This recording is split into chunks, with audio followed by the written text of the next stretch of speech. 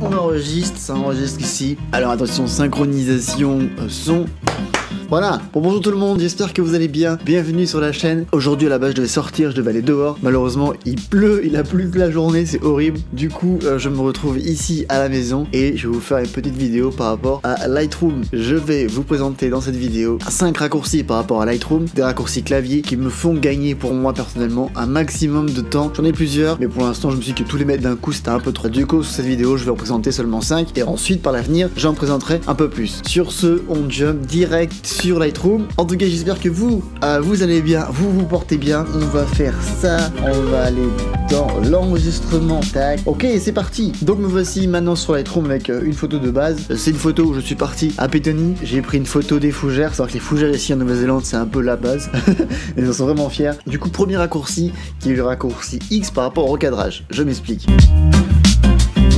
Donc au niveau du recadrage, on va passer à l'original pour vous expliquer un peu plus clairement. Il faut savoir que pour Instagram n'aime pas les photos entières et il compresse toujours un petit peu. Le format de base c'est forcément le format carré qui est du 1:1 qu'on peut retrouver ici. Ou sinon vous pouvez adapter le format 4:5 qui est celui-ci. Mais comme vous voyez il fait directement un format de vue paysage. Alors que c'est mieux sur Instagram d'avoir toujours un format en vue de portrait. Donc on peut soit s'embêter à tourner comme ça en attendant de trouver le bon truc. Ce qui est toujours un petit peu galère. Tu vois, même là j'essaie de le faire, je galère, j'ai toujours galéré.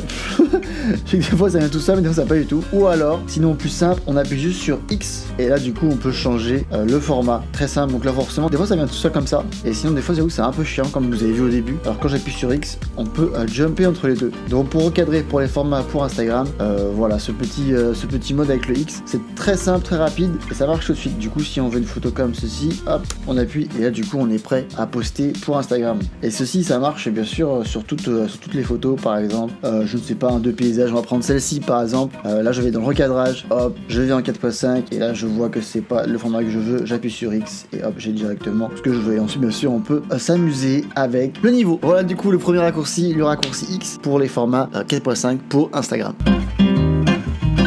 Maintenant voici deuxième raccourci que j'utilise très souvent, pareil, cette fois-ci c'est par rapport au masque. Si on prend ce masque par exemple et qu'on veut travailler l'image, des fois c'est un peu dur pour savoir où est-ce qu'on travaille. Et ici on a un petit carré qu'on a juste à cocher qui en gros montre la marque avec laquelle on travaille, quelle partie de l'image on retravaille. Alors que des fois c'est vrai que c'est un peu chiant à trouver ici, mais si on appuie sur O, on peut directement accéder. Donc quand on travaille c'est toujours sympathique de faire ça et hop d'appuyer sur O pour voir, d'appuyer sur O pour voir où est-ce qu'on fait. Bon là c'est moche évidemment tu vois, mais hop et là du coup on fait attends je suis passé par là ou pas, hop on appuie sur O comme ça on voit où est-ce qu'on est passé et on peut appuyer sur O pour revoir encore une fois le résultat. Donc du coup très simple. Donc le petit O nous fait gagner du temps de pas à chaque fois redescendre sur la marque du petit carré ici là, alors que nous on appuie sur O c'est direct, ça fait tac tac tac, c'est beaucoup plus rapide. C'est pour ça que c'est du coup un raccourci.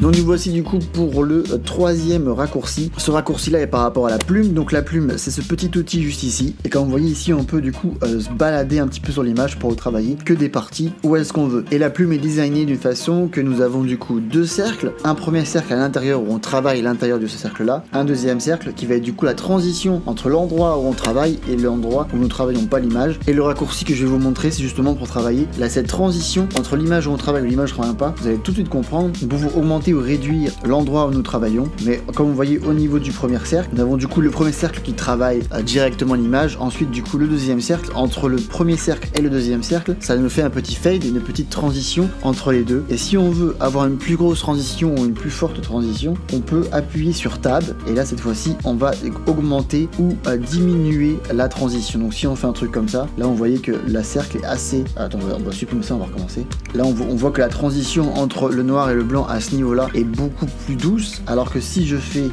une transition beaucoup plus forte, non hop, si je fais une transition comme ceci, là on voit directement le contour qui est beaucoup plus fort. Donc des fois ça peut vraiment servir. Donc pour résumer, si je descends ou monte ma souris, je change la taille de ma plume, et si j'appuie sur Tab et que je descends, j'accentue la transition entre l'endroit où je travaille et l'endroit où je travaille pas, et si je monte, je réduis justement la transition, je fais une transition plus douce entre l'endroit où je travaille et l'endroit où je travaille pas. Et maintenant voici avec le quatrième raccourci qui est très connu, qui est tout simplement le raccourci d'avant et d'après que je me sers énormément. Savoir que quand on retouche une photo, c'est toujours bien de revenir un petit peu en arrière pour voir d'où est-ce qu'on vient, pour voir où c'est qu'on part aussi. Et pour ça, moi j'utilise tout simplement la touche Y qui me fait voir mon avant et après à gauche et à droite, donc mon avant à gauche et mon après à droite. Ça permet de voir la différence que j'ai fait entre les deux. Et ensuite je rappuie sur Y pour repartir sur ma photo. Mais c'est toujours bien d'avoir ça parce que c'est vrai que si on fait la photo d'une manière générale juste d'avant, on se perd un petit peu, alors que d'avoir l'avant et après à droite et à gauche, on peut voir exactement ce qu'on fait. Et ça j'aime beaucoup et c'est surtout très rapide à faire. Il suffit juste d'appuyer sur Y et on voit un avant après. Il y a franchement rien de plus simple.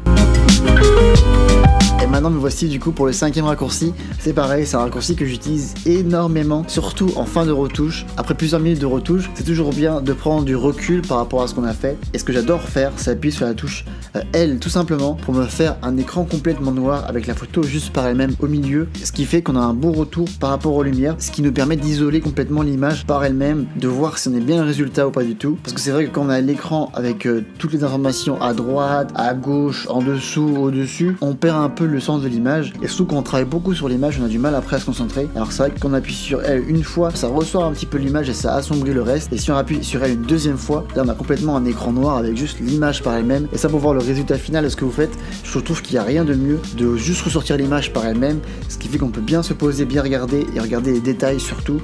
Là on n'a pas de distraction à droite ou à gauche, on peut vraiment se concentrer à fond sur l'image. Donc du coup, le petit bouton L complètement validé.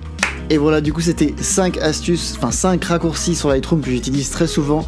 Dites-moi si vous les connaissiez ou si vous les connaissez pas dans les commentaires. J'en ferai je pense souvent parce que j'utilise beaucoup de raccourcis. Après les raccourcis sont assez connus quand même, mais bon il y en a quand même plein qui ne les connaissent pas et qui nous font pourtant gagner un maximum de temps en post-prod. Et ça nous fait avancer 3 fois plus vite dans les photos. Donc là c'est vraiment les 5 que j'utilise je crois les plus. Et il y en a encore beaucoup que j'utilise. Et du coup les prochains je vous les montrerai à travers une autre vidéo. Parce que je voulais pas tout monter d'un coup parce que sinon je pense que ça fait trop d'informations.